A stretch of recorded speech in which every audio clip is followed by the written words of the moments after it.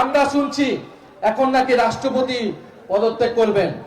রাষ্ট্রপতির এত বছর পরে মনে হলো তার পদত্যাগ করা প্রয়োজন। রাষ্ট্রপতি পদত্যাগ করবে না, হয়তো সরকারই রাষ্ট্রপতিকে সরিয়ে দেওয়ার পরিকল্পনা করছে। চিন্তা করে দেখুন, এই বিএনপি সরকার যারা বলে 2/3 আসন পেয়ে তারা সরকার গঠন করেছে, 5 মাসে তারা আওয়ামী লীগের রাষ্ট্রপতি পরিবর্তন করতে পারে নাই।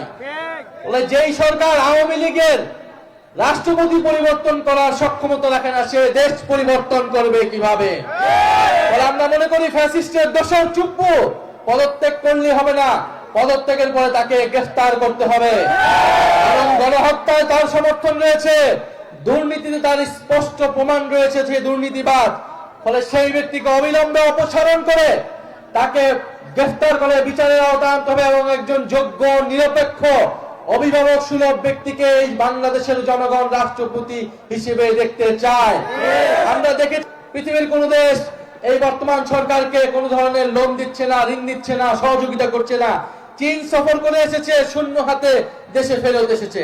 কারণ এই সরকার সংস্কার বাস্তবায়ন করছে না, জনগণের ম্যান্ডেট 70% সেটা বাস্তবায়ন করছে না।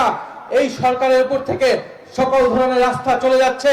ফলে কোন দেশ ওই সরকারকে সহযোগিতা করতে প্রস্তুত নয়। তারেক রহমান কোন সহযোগিতা পাবে না যদি না তিনি জাতীয় ঐক্য দেখাতে না পারেন। আমরা মনে করছি এই সরকার পরিবর্তনের সরকার নয়, পরিবর্তনের শক্তি নয়। পরিবর্তন চাইতে হলে, সংস্কার বাস্তবায়ন করতে হলে এনসিপি কে ক্ষমতায় আনতে হবে। এনসিপির 8 জন এমপি সংসদে রয়েছে, কিন্তু এই 8 জন 100 জনের থেকেও শক্তিশালী ভাবে